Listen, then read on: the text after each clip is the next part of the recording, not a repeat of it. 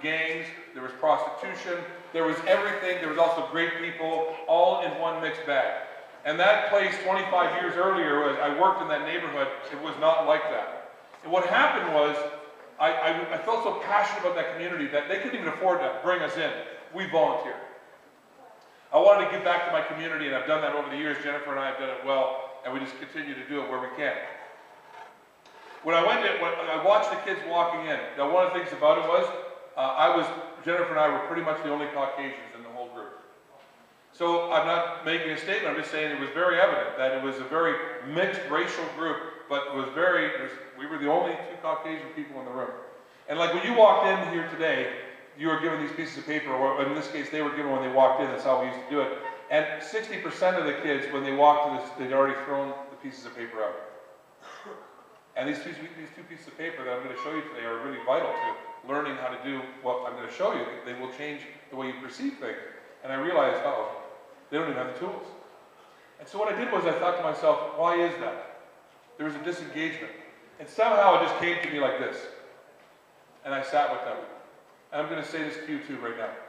I'm going to give you permission. During my presentation, if I'm cutting a little close, if it feels a little heavy right here, if it feels like I'm getting a little too close to maybe your reality, make an excuse to go to the washroom if you've got to go there. I understand. But if you could find a way to stick in here and learn something. We have over 35,000 exit surveys of kids of your age and less that have said to us what I've taught them has made a difference, not only now, but in the future and in days later.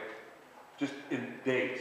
So if you can, but if it cuts too close, you got permission to say, excuse me, and go. That's cool. I'll just say you got to go to the washroom, you got to do something else, and no one's going to judge you for that. All right, let's move on. So I walk in, and I see these kids walking in, and I'm sitting on the edge of the stage, and I'm like, what am I going to do? And then it dawned on me. And I looked at every one of them as best I could.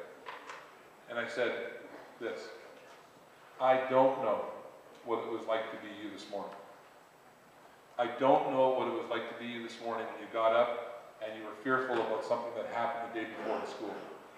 I don't know what it was like to have somebody making fun of you and now you have to walk to school, hopefully not running into that person.